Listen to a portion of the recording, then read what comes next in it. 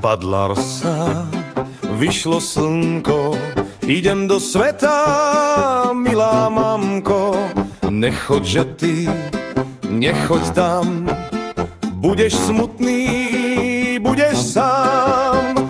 Ale kdeže, mamo moja, musím odísť, svet ma volá. Vrátiš sa ty, to mi ver, naspäť sem do týchto dvier. Niet miesta ako je domov, no keď musíš, tak daj pozor.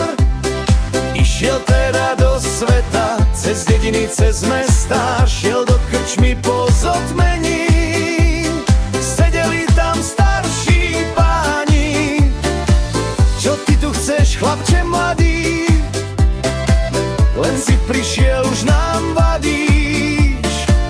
Už je nás tu i tak dosti, nechceme tu žiadnych hostí.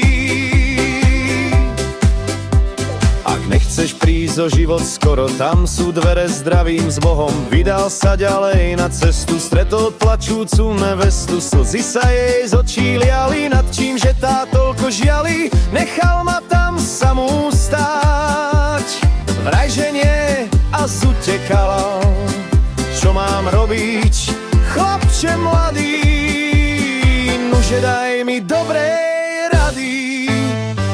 Viem rady, ale len jedinej, hneď zabudnúť a ísť ďalej. To mi je rada, teda vďaka. Čo si ty vlastne za tuláka? Kdeže máš ty svoju mamku? Už je čas na uspávanku. Bež odo mňa, bež ty preč. Nepomôžeš, nechápeš. Šiel on ďalej, nevedel kam. Začal cítiť, že je sám. Na to stretol pekné dievča, tak šiel za ňou, chcel ju spoznať. Strávil s ňou potom dlhé chvíle. Otvoril jej srdce svoje, mal ju on naozaj rád. Asi naučil sa milovať. Priskoro však cítil bolesť, keď povedala svoje nie.